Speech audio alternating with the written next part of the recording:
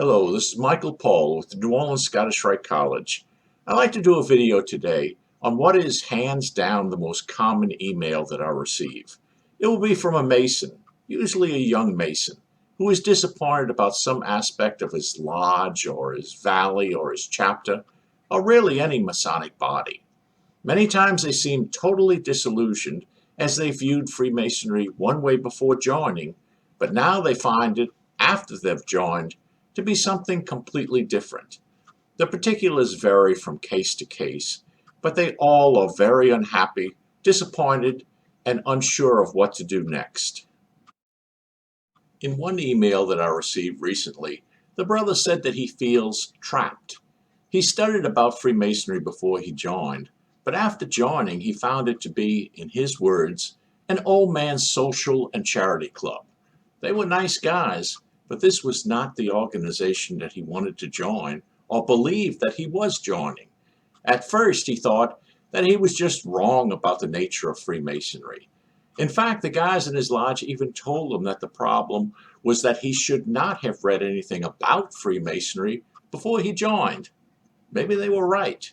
But then he started reading things from other Masons online in different places that were exactly in line with what he originally believed of Freemasonry. Why wasn't this the Masonry that was practiced in his lodge? The young Mason did try to change things in his lodge. He wanted to try and improve the Masonic experience, but he hit a brick wall. No one enjoyed the lectures that he tried to give. He had an idea for group book reviews of various Masonic books. No one showed any interest. No one liked group discussions in lodge on Masonic symbolism, history, or anything else having to do with Freemasonry. No one was at all interested in changing anything about the routine of opening, minutes, bills, event planning, and closing. He began to be viewed as the problem. He lost interest and attended fewer and fewer meetings. He was criticized then for not supporting his lodge. He felt guilty and tried to again be active. But still, there was nothing there in the lodge for him. The same old problems existed. He tried to create programs and develop new ideas, but nothing he did changed anything except his reputation. He became known as the troublemaker. He wasn't part of the team. He didn't seem to care about them or what they wanted. No matter what he did, he was disappointing someone. He was different. He was criticized when he attended. He was criticized when he did not attend, and nothing that he did could change anything. What was he to do? This was the same theme over and over in email after email from so many different Masons. There were profound feelings of hopelessness, disappointment, and frustration, and I mean about Freemasonry. And these were sincere Masons who clearly and deeply cared about Freemasonry. What are we doing to these young Masons? What the hell is going on? I'd like to present something now to think about that's been around for several thousand years. It could be of some help. There was this philosopher by the name of Plato. He wrote many things on human nature and our desire to understand life and all aspects of it. He wrote something that he called the Allegory of the Cave. Plato said that he wrote it to compare the effect of education and the lack of it on our nature. I'd like to look a bit at this allegory. Plato tells us that once there was this dark and damp cave way up in the mountains where a handful of prisoners had spent their entire life chained together. They had never been outside the cave and had no life experience of not being chained together there. They sat facing a blank stone wall. The chains prevented them from even turning around to see anything behind them. This limited existence in the dark cave was all that they had ever known since birth. Behind them, and unseen by them, was a raised walkway leading into and then out of the cave. Travelers often walked through the cave, or they came in wagons leading animals of all sorts and carrying tools, vessels of water, and other things. Beyond and above this walkway was a large flattened area near the back wall of the cave. A large fire was always kept burning in this area to give light to the people walking by. But while the prisoners could never see the people or animals walking by, the light did create shadows on the wall in front of them. The prisoners saw only the shadows of everyone and everything that passed behind them. Since birth, they grew up seeing only these shadows passing on the wall in front of them and hearing the muffled voices of people. Never had they seen or known anything else. Over time, they began to view the shadows as real. They studied the shadows on the wall and believed that if they could understand the shadows, they could understand life. They didn't realize that what they were looking at was only phantoms, a distorted reflection of reality. They talked often about the various shadows and took great pride in their ability to quickly identify images that they saw. This was how they lived, and they had no reason to believe that the world or anything about life was other than the shadows on a wall. Now a day came when one of the prisoners broke free and escaped. He managed to climb out the cave and made his way to the outside world. When he reached outside, he was blinded by the bright sunlight. He couldn't see anything, but in time his eyes began to adjust. He began to see the outside world. He was in awe. He began to see the true forms of all the people and things that he had known before only as shadows. He began to see all the colors in the world and the true shapes and nature of all things. He was overjoyed at this new knowledge. All that he had been denied since birth was now made clear. Out of a feeling of compassion, he had to run back to the cave to share the truth about the world to his friends. He wanted to help them as he knew that they had been in a state of confusion and error as to the true nature of the world. He made his way back into the cave, but it was difficult as his eyes had already adjusted to the outside light. The sudden darkness of the cave blinded him. He stumbled down into the cave where his friends were located. He made his way to his friends, blinded, stumbling around, but very excited. Seeing him stumbling around and hardly able to see, his friends believed that he had somehow injured himself in his attempt to leave. The man quickly tells them that the world was nothing at all like they knew. He told them that everything that they believed and that they thought they knew was wrong. He told them of the true nature of the sun, the trees, the animals, and all that they had only known as shadows. The prisoners were in shock. They were being given information that was outside of everything that they had ever known in their existence. And the one giving them all of this unbelievable information could clearly not see well. He could hardly see the shadows that they could see so well. They dismissed everything he said, believing that he was only trying to upset or make fun of them with his lies. They grew more and more angry at all that he was saying. Finally, they told him that if they could, they would kill him if he kept up trying to make fun of them with his lies. Plato explained that the allegory of the cave is the story of all enlightened people. The prisoners in the cave are those who are without enlightenment, lost in a confusion of errors. The alienation of the former prisoner, returning to them with the truth, is what can be expected for all those who bring the truth to those who are not ready to hear it. For Plato, so many of us live our lives only in the shadows, because for those without a knowledge of the truth, the shadows are accepted as the truth.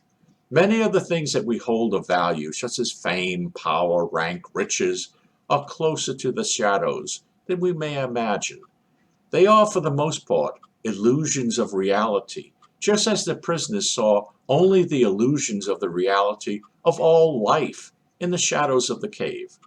But because everyone around us tells us that the shadows are real, we believe them. We are being taken in by our own lack of knowledge and the appearance of knowledge of others. But it's not really our fault, as we were taken in early on and none of us ever wanted to be in that cave. It's just that this is where we happen to begin our experiences. But if, like the freed prisoner in the story, you bluntly tell others that they are wrong and that they don't know the truth, you risk a backlash of anger and offense. Your intentions will be questioned, and you will be seen as the one who seeks to create only problems. Do you see the parallel to Freemasonry's education problem? Plato explained that the only way to bring truth to those who are blind to it is by a slow process of education. You must not try to force education on anyone. You must not challenge the life experience of anyone or bluntly tell them that they are wrong. In Masonry, it means that those who have spent the last 10, 20, 30, or more years in club Masonry truly and honestly believe that what they know is actual Freemasonry.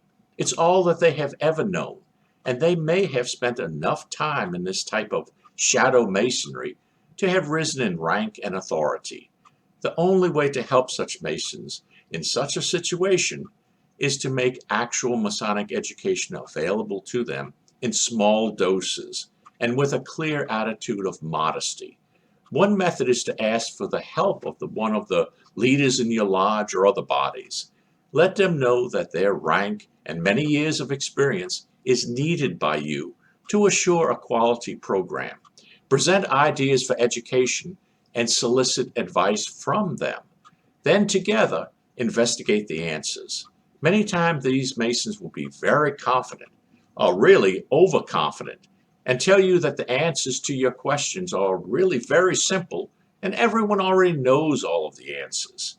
You must be very patient with this sort of bravado. It is a fact that while Freemasonry teaches the suppression of ego, many at all levels have an abundance of it. To challenge individuals who honestly believe that they are right and who have fragile egos, along with overconfident self-opinions, can bring about angry and hostile reactions. You must be very patient and willing to go over the same question many times. It's best not to challenge, but question in a manner to seek clarification and not correction. It may require many meetings and an abundance of patience. Use noted Masonic figures or books in your questioning. You can say, Albert Mackey wrote this, or I read this in this book, and then ask them, what does it mean? The sources that you are citing will be the corrections that the one you are dealing with needs, but by presenting it as clarification, it allows them to rethink the situation themselves and reach a change of opinion on their own, rather than having the correction forced on them by you.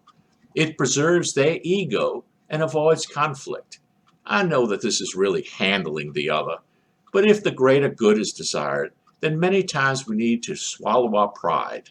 The goal is to be of real service, not to feed your own ego. There is, of course, the point of no return, and this is one of the most difficult aspects of Masonic education. Plato believed that ignorance is a place from where we all start off. It's not our fault, but it is simply how we begin. For far too many lodges, the teachings of Freemasonry have long existed in the lodges, but just like an exercise bike in a home that is unused. It's there, but if we don't use it, it's just a room decoration. Many Masons, many good Masons, live their lives in Masonry, never learning the teachings of Freemasonry. Generations of Masons lived and died with their Freemasonry being little more than a charity club. There is nothing that we can do about that or about the past.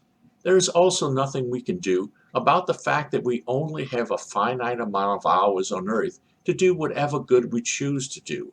We have to realize that if we spend all our time to help one Mason or one lodge doggedly stuck in the cave mentality, the club mentality, then we may simply not succeed and may fail to help others who can be helped. It's a horrible position for any caring person, but in wartime or disaster medical practice, it's known as triage. It's when you have to evaluate the situation and know who to help first. To choose wrong may mean that you end up helping no one. No matter how much it may tear you up inside, you must know when it's time to walk away. Freemasonry is a system of morality, veiled in allegory and illustrated by symbols. Most all Masons have read or heard this. Many don't understand it. Those who have made their way out of the cave of ignorance have a responsibility and duty to the teachings which they have found light. You must try to help others find the same light. Yes, there is a danger. There is a danger that your efforts will not only not be appreciated by many, but you may also be criticized for your efforts. In fact, you could be ostracized, shunned, and spoken about in the most unfriendly terms by some. You may be seen as the source of all problems and nothing in the way of a true Mason. I promise you, that's okay. Don't let words or actions sway you from doing what you know is right. Your job is not to placate the ones stuck in the cave, believing truth to be the shadows. Your job is to be a Freemason. Your job is to share the light, however, wherever, and whenever you can. If doors close to you, then find new doors. In times of war, things do not always go well. True heroes may die. Life does not guarantee happy endings. Doing all you can in every way that you can may result in your being viewed as no more than a troublemaker by those who once called you brother. None of that matters. Freemasonry is what matters. Did things go well for Hiram? Well, that depends on how you view the word well. We all live and die. Hiram died a true Mason. One day, long from now, you should do the same. Keep in the light. Share the light. Thank you for watching. If you like the videos, please hit the like button and subscribe to us. See you next time.